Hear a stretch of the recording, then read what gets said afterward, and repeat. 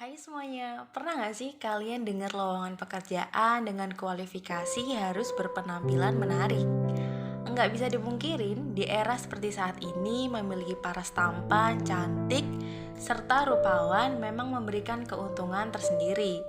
Entah itu dalam dunia pekerjaan maupun dalam dunia sehari-hari. Memang istilah tersebut rasanya semakin senter terdengar sehingga menimbulkan persepsi bahwa kecantikan atau ketampanan wajah adalah sebuah privilege. Tidak sedikit juga yang menganggap memiliki privilege seperti ini akan memudahkan dirinya melakukan berbagai hal. Hal inilah yang kemudian disebut sebagai beauty privilege. Nah, hari ini Helen akan membahas soal beauty privilege. Nah, tonton sampai akhir ya video Helen kali ini. Nah, istilah dari beauty privilege ini terdiri dari dua kata dalam bahasa Inggris, yaitu beauty yang artinya kecantikan dan privilege yang berarti hak istimewa yang didapatkan oleh seseorang. Jika digabungkan, beauty privilege adalah istilah untuk menggambarkan hak-hak istimewa yang didapatkan oleh orang yang terlahir cantik atau tampan atau memiliki tampilan fisik yang rupawan. Berbicara tentang beauty privilege, rasanya belum afdol kalau enggak membahas tentang beauty standar. Memang kedua istilah ini sangat erat kaitannya. Jika kalian bertanya-tanya dari mana asal-usul istilah beauty privilege, tidak jelas diketahui jawabannya kapan. Yang jelas, beauty privilege muncul karena ada beauty standar. Masyarakat sering menentukan standar kecantikan atau ketampanan. Misalnya harus berbadan kurus, berkulit putih, dan berhidung mancung. Lalu ketika melihat seseorang yang memenuhi ketiga kriteria di atas, seseorang tersebut dikatakan telah memenuhi beauty standar. Dan seseorang ini kemudian akan memperoleh keistimewaan yang disebut beauty privilege. Bisa dibilang, beauty privilege sebenarnya diciptakan oleh kita sendiri. Sadar atau enggak, dunia sosial kita sering memberikan keistimewaan tersendiri pada seseorang yang dianggap memenuhi beauty standar. Nah, ini dia ada beberapa contoh dari beauty standar yang sering kita temuin di dunia sehari-hari. Yang pertama adalah syarat good looking dalam lowongan kerja. Pernah gak sih kalian baca iklan lowongan kerja entah itu di koran, sosial media, selebaran yang syaratnya adalah harus good looking. Sebenarnya good looking di sini maksudnya adalah mampu berpakaian bersih, rapi, dan wangi.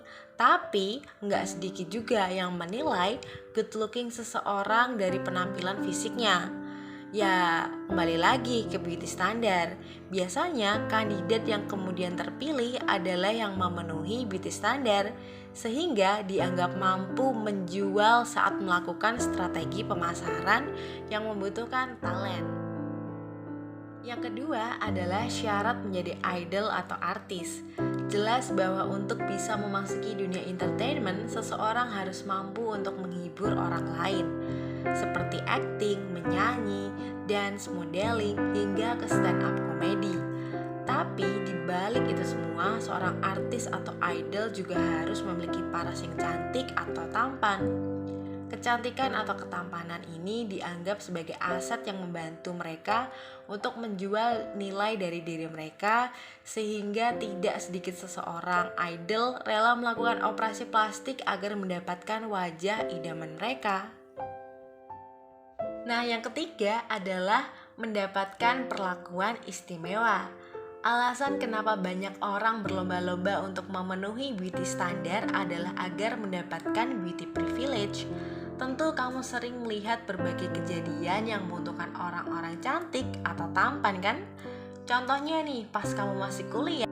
Nah, seperti yang telah dijelaskan sebelumnya, beauty privilege memang menguntungkan, tapi juga menimbulkan kesenjangan sosial, yaitu adanya sikap diskriminatif.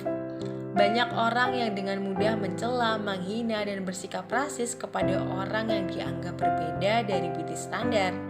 Contohnya aja adalah sikap rasis terhadap pemilik kulit non-putih atau perbedaan sikap seseorang saat menyambut seseorang yang cantik dan seseorang yang dianggap biasa aja. Nggak cuman itu, beauty privilege ini juga bisa bikin seseorang merasa berada di atas awan. Kamu pasti sering lihat perlakuan gak adil terhadap orang-orang yang dianggap gak memenuhi beauty standar. Seseorang yang cantik atau tampan bisa merasa dia diuntungkan dengan kecantikan atau ketampanannya. Mereka merasa bisa berperilaku semena-mena sama siapa aja karena memiliki fisik yang menawan. Bicara soal beauty privilege, emang gak ada ujungnya ya. Gak bisa dipungkirin kalau orang-orang yang cantik dan tampan memang memiliki privilege-nya sendiri. Tapi hal ini bukan berarti menjadi alasan kita untuk menjudge seseorang. Jangan sampai kita mikir kayak gini, ya iyalah dia diterima, dia kan cantik. Atau halah cantik doang bangga.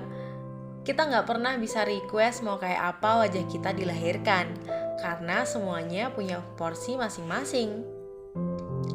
Untuk kalian yang memiliki beauty privilege, gak ada salahnya berbangga diri asalkan tidak berlebihan. Punya privilege itu wajar kok, dan itu bisa jadi kelebihan tersendiri. Kalau privilege itu dimanfaatkan dengan baik, bisa menjadi lahan rezeki baru loh. Misalnya, kamu memanfaatkan beauty privilege kamu dengan menjadi beauty content creator, aktris, atau model.